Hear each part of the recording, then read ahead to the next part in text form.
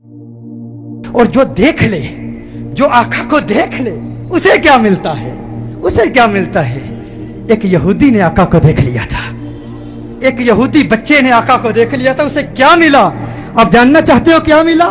سننا چاہتے ہو؟ ایک یہودی غیر مسلم بچہ ایک مرتبہ اس نے مدینۃ المنورہ میں کونین کے والی صلی اللہ علیہ وسلم کے حسین چہرے کو دیکھ لیا, آقا کے حسن کو دیکھ لیا, چہرہ والضحیٰ کو دیکھ لیا, آقا کی زلفوں کا اسیر ہو گیا, آقا کے پیار کو, آقا کی محبت کو, آقا کے عشق کو, چہرہ والضحیٰ کو, محبوب کے دیدار کو, محبوب کی زیارت کو, چہرہ یار کو آئینے دل میں یوں اتار لیا, دل کے آئینے میں یوں اتار لیا کہ آقا کے عشق میں, آقا کی محبت میں ہر وقت روتا رہتا, گریہ زاری کرتا, آقا کو یاد کرتا. ماں باپ کا اکلوتا بیٹا تھا, ایک ہی بیٹا تھا, یہودی تھے ماں باپ اس کے, خود بھی یہودی تھا. ایک مرتبہ آقا کے حسن کو دیکھ لیا, آقا کے حسین چہرے کو دیکھ لیا, آقا کی بارگاہ میں اس کا سودا ہو گیا, بازار مصطفیٰ میں آقا کا دیوانہ ہو گیا, آقا کا عاشق ہو گیا. ماں باپ کو بتایا نہیں, ماں باپ کو اطلاع نہیں دی کہ میں حضور کا عاشق ہو گیا ہوں, حضور سے محبت کرتا ہوں.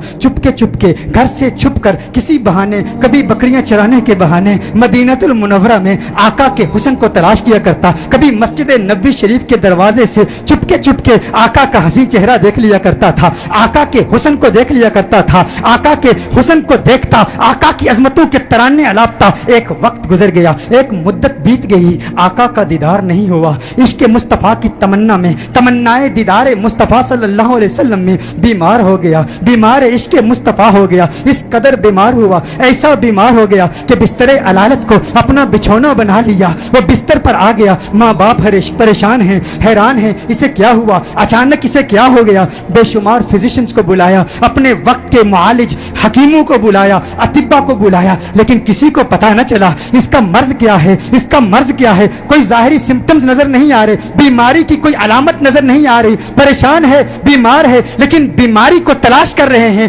بیماری مل نہیں رہی, زخم نظر نہیں آ رہا, گویا زبان حال سے کہہ رہا ہے یہ زخم طیبہ ہے, یہ سب کو نہیں ملتا, کوشش نہ کرے کوئی اس زخم کو سینے کی. ماں باپ پریشان, رشتہ دار پریشان, عزیز و اقارب پریشان. اسے کیا ہو گیا, اسے کیا ہو گیا, اچانک کیسے بیمار ہو گیا.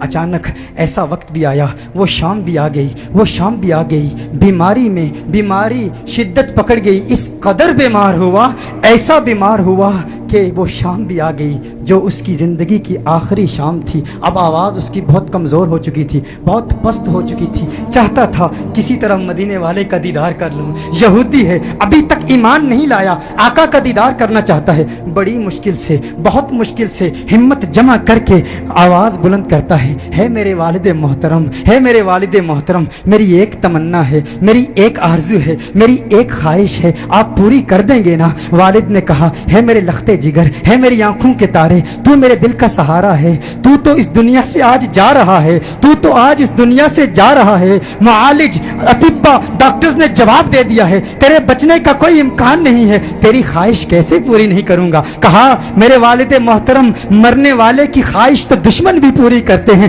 آپ ناراض تو نہیں ہوں گے نا؟ کہا ناراض نہیں ہوتا, تو بتا کیا چاہتا ہے. کہا اپنا دل آمنہ کے لال کو دے چکا ہوں, میں محمد عربی کا عاشق ہو چکا ہوں, ان کے عشق میں گائل ہو چکا ہوں. میری ایک خواہش, میری ایک تمنا, میری ایک آرزو, ایک مرتبہ چہرہ والضحیٰ کو دیکھنا چاہتا ہوں, ایک مرتبہ آقا کی حسین زلفوں کو دیکھنا چاہتا ہوں. والد ناراض ہو گیا, والد نے غصہ کیا, ارے ظالم تو کیا کہہ رہا ہے, تو کیا کہہ رہا ہے, دنیا سے جا رہا ہے, اپنا دین بھول چکا ہے, کیا کہہ رہا ہے. کہا ہے والد محترم, آپ نے وعدہ کیا تھا نا, آپ نے کہا تھا میری آخری خواہش پوری کریں گے. والد نے کہا میں نے وعدہ کیا تھا, تو میرا اکلوتا بیٹا ہے, تیری خواہش پوری کروں گا.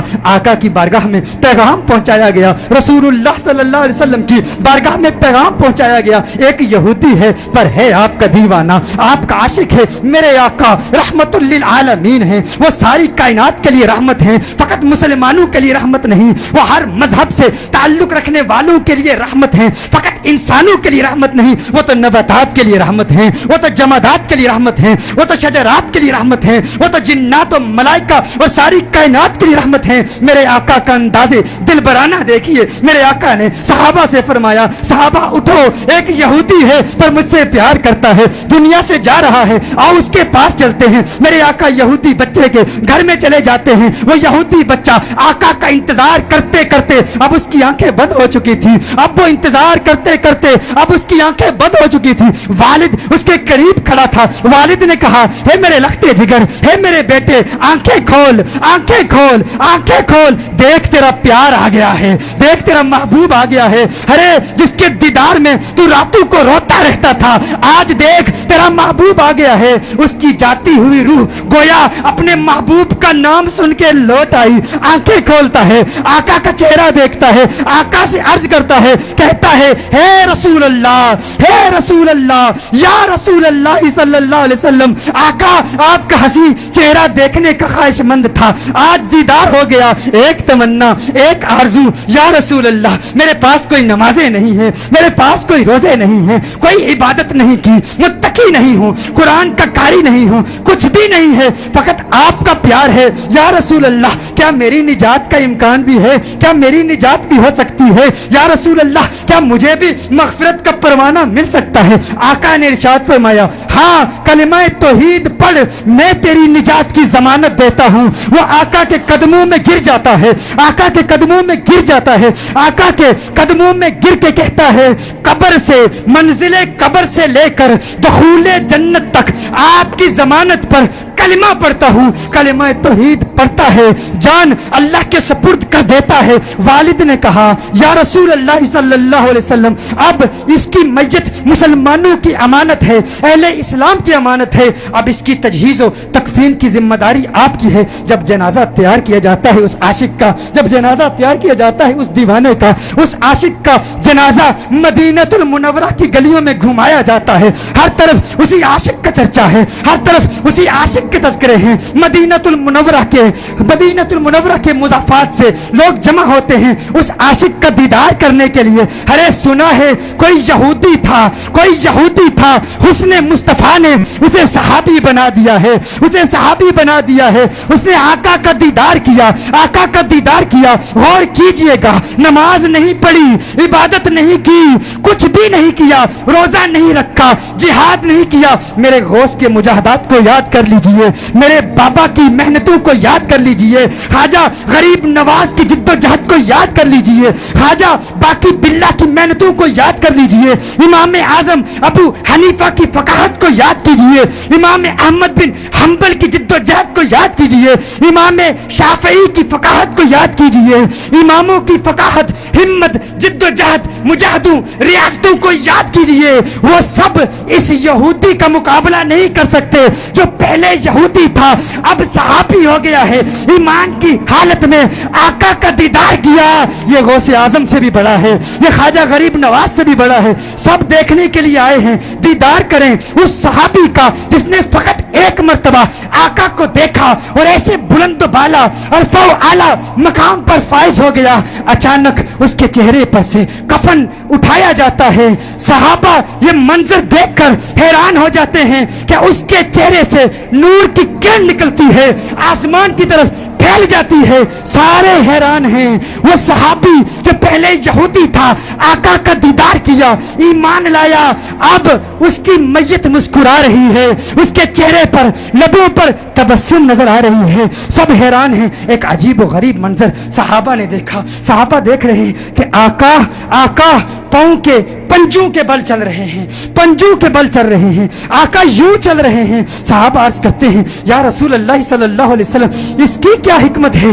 آقا نے ارشاد فرمایا عالم بالا کے فرشتے میرے اس عاشق کو دیکھنے کے لیے اس تعداد میں آئے ہیں, اس کثرت سے آئے ہیں, زمین پر پاؤں رکھنے کی جگہ نہیں ہے, پنجوں کے بل چل رہا ہوں. میرے آقا صلی اللہ علیہ وسلم اس عاشق کو جنت البقیع میں لے جاتے ہیں, خود اپنے ہاتھوں سے اسے دفناتے ہیں, اپنے ہاتھوں سے اسے دفناتے ہیں. صحابہ منظر دیکھتے ہیں, حیران ہیں. آقا بہت دیر لگا دیتے ہیں. آقا جب اس کی قبر سے باہر آتے ہیں تو آقا کے ماتھے پر پسینہ ہے. صحابہ عرض عرض کرتے ہیں یا رسول اللہ صلی اللہ علیہ وسلم آقا کیا ہوا، آقا کیا ہوا، اتنا وقت کیوں لگا؟ آقا نے فرمایا جب یہ اس دنیا سے گیا تھا مجھ سے وعدہ لیا تھا، میں نے وعدہ کیا تھا، میں نے کہا تھا قبر کی منزل سے لے کر دخول جنت تک میں تیری مغفرت کی ضمانت دیتا ہوں۔ کہا یہ بات سن کر جنت کی حوریں اتنی خوش ہوئی ہیں، اتنی تعداد سے آئی ہیں، جب اسے قبر میں رکھا گیا تو بے تحاشا اس کی طرف بھاگی ہوئی گئی ہیں اور اس کے چہرے کی بلائیں لے رہی ہیں۔ آقا نے ارشاد فرمایا اس لیے دیر ہو گئی اور میرا پسینہ اس کے چہرے پر گرا ہے، میرا پسینہ اس کے چہرے پر گرا ہے، اب قیامت تک اس کا چہرہ مہکتا رہے گا۔ ارے سلام پیش کرتے ہیں، سلام پیش کرتے ہیں اس دیوانے کی بارگاہ میں جس نے آقا کو دیکھا، آقا کو دیکھا اور اسے یہ مقام ملا۔ گویا آج بھی وہ قبر میں کہہ رہا ہوگا یہ ناز یہ انداز ہمارے نہیں ہوتے، جولی میں اگر ٹکڑے تمہارے نہیں ہوتے، بے دام ہی بک جائیے بازار نبی میں، اس شان کے سودے میں خسارے نہیں ہوتے، ملتی نہ اگر بھیک حضور آپ کے در سے، اس ٹھاٹ سے منگتوں کے گزارے نہیں ہوتے، اس ٹھاٹ سے منگتوں کے گزارے نہیں ہوتے۔